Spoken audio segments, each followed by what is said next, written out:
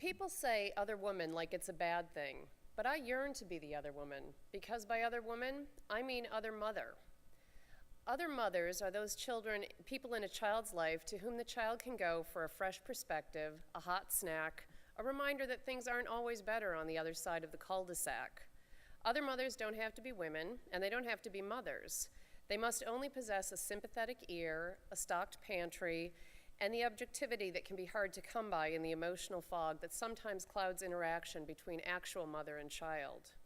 I've always been close to my mom. I was her third child, the kid who rode around on her hip and had a permanent berth in the back seat while we drove around in the station wagon to drop off my older siblings to baseball practice and bowling.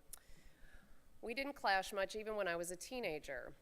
Yet as much as I love my mom, my other mothers were instrumental in helping me make it to adulthood intact. My Aunt Noonie, for one. My mom's oldest sister, Noonie was the aunt with whom we got to stay on the rare weekends when Mom and Dad went out of town together. Her main areas of expertise, astrology, Star Trek, and pie baking.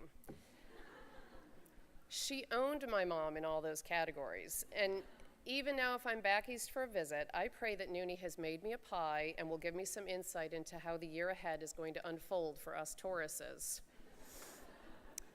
She also made it possible for my parents to have a little romance in their busy lives, which made the lives of their children all the sweeter. There was the indomitable Mrs. Fitzsimmons next door, whose daughter Bethy was my very best childhood friend.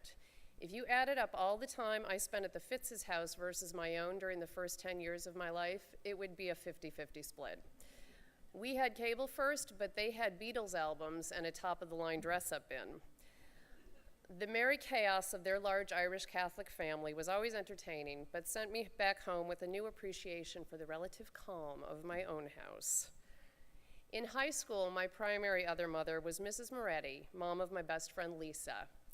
My mother was put together and stylish, but she didn't give a fig for capital F fashion.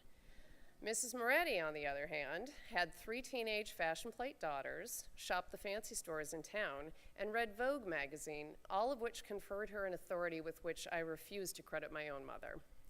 So when I came home one day at 17 with a flock of seagulls style haircut, and my mother's reaction was, "Please don't go to that butcher again," I naturally vowed to wear it like that forever. Mrs. Moretti, on the other hand, was effusive with praise when she saw my troubling new hairstyle.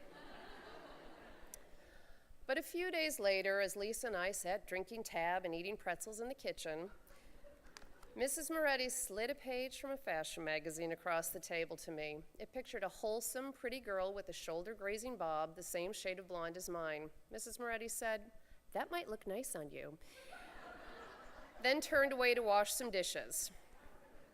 And that was the day I started growing out the shorty long sides haircut, circumventing a lifetime of public embarrassment. My mother didn't resent these other mothers. If anything, she actively encouraged my relationships with them. As a mother of daughters who are 12 and 15 years old now, I can see exactly why. Some days lay waste to the focus and emotional energy you can muster for your child. Now divide that energy by the number of siblings, and again by the number of times we have no idea what we're doing. If it weren't for the other mothers, we actual moms couldn't catch a break. Other mothers are genius at ferreting out information that might go unmentioned to the actual parent, like the arrival of a new boyfriend on the scene, or how a kid really feels about playing a sport. If you agree ahead of time to exchange key morsels judiciously, like spies from allied nations, this back-channel information gathering can prove extremely useful. They can also do the heavy lifting in areas where the actual mom has her limits. In a bit of history repeating itself, I found my look and stopped subscribing to fashion magazines in 1995. So when there's a clothing question to be refereed, I tell the girls to ask their uber-stylish other mother, Andrea. She'll know, I say, trusting that Andrea is as anti-booty short in jeggings as I am. I hear you, sister. And it is often the other mother who gives us solid proof that our kids are maturing into the people we hope they will be. I remind my children to use good manners when they are out in the world without me, but it's not until I get a positive confirmation of a good manners sighting from their other mother, Maria, when they're all at dinner without me, that I can truly believe the lessons have sunk in. I shamelessly court other mother status for the kids in my children's lives. All through middle school, my older daughter's best friend would come over to do homework on Mondays because I served her pistachios, a favorite snack that is off limits at home due to nut allergies in the household. I'll whip up hot cocoa and popcorn at the drop of a hat, and when the kids in my daughter's 9th grade math class needed a place to work on a class project, I bought all the supplies and heated up a pizza. In part, it's because I genuinely like my daughter's friends.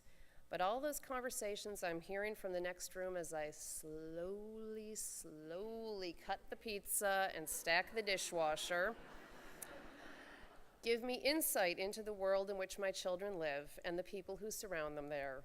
And it's the least I can do to pay back the Nooneys, the Mrs. Fitzes, and the Mrs. Morettis in my own life. Thank you.